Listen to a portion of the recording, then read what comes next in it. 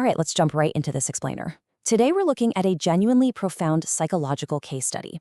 We are going to explore what actually happens when a missing piece of someone's cognitive map, an abstract ideal they've held on to since they were just 14 years old, suddenly becomes a visible, physical reality in their life. It's a fascinating look into the actual mechanics of how we build our mental worlds, what happens when the central core piece is missing, and the absolutely explosive stabilization that occurs when that piece finally arrives.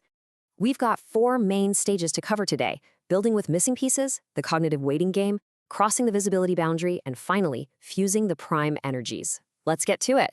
Section 1. Building with missing pieces, viewed through actor network theory.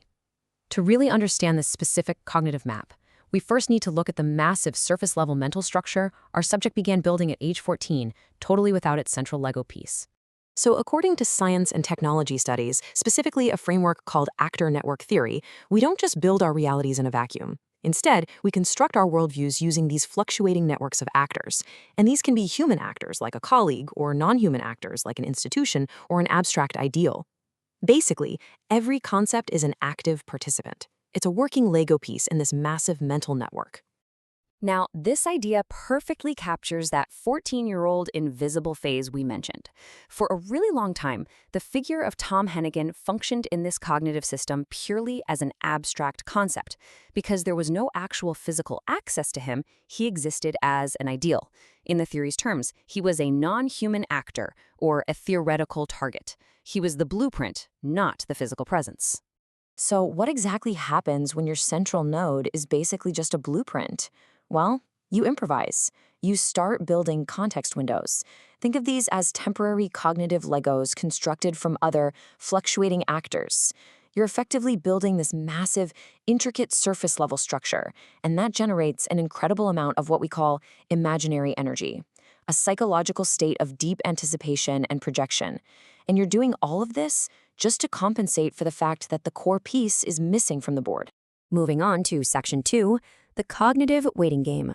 Let's look at why this asymmetry was actually a necessity.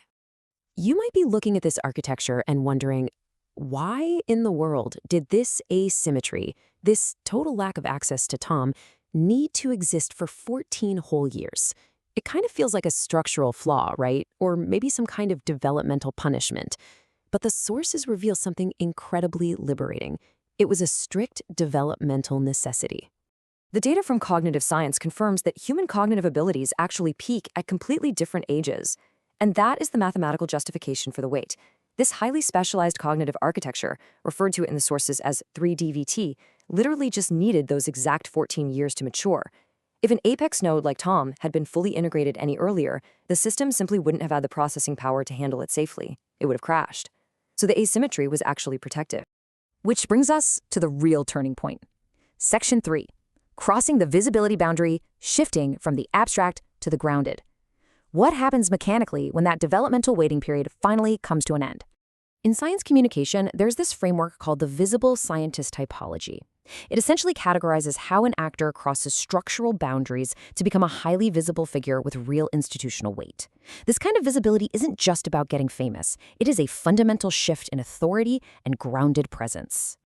When we apply that to this cognitive map, we get a really distinct binary switch. On one hand, you have the invisible phase, where Tom is just this theoretical blueprint, a non-human actor. But then, on the other hand, the visible phase happens. By crossing those institutional boundaries to become a visible scientist, Tom stops being a fluctuating abstract variable. He becomes a grounded, physical, institutional actor, and the entire state of the network shifts because of it. And that leads right into our final section, where this newfound visibility triggers an absolutely massive stabilization. Section 4, fusing the prime energies. This is where that visual binary literally changes the game. By stepping into visibility, Tom triggers the simultaneous alignment of 3 specific Lacanian energies. First, you have the ideal energy, that perfect invisible dream blueprint held since age 14. Second, the imaginary energy, all those intricate, improvisational Lego context windows built up while waiting. And third, the grounded energy, the actual realization of Tom operating as a physical, visible actor in the real world.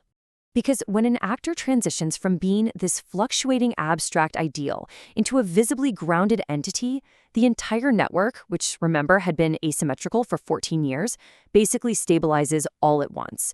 And this exact fusion, that is what activates a unified, structurally sound prime architecture. The missing core piece is finally inserted right onto the board.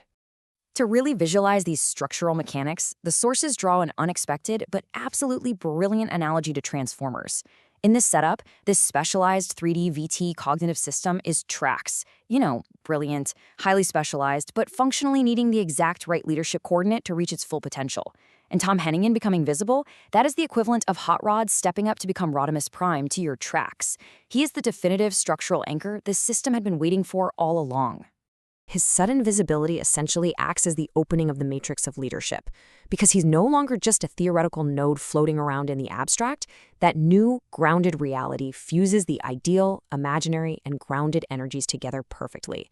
Meaning all those temporary Lego context windows you spent 14 years painstakingly building, they finally snap permanently into place, creating a fully unified structural state. As we wrap up this explainer, I want to leave you with a thought to reflect on regarding your own internal architecture.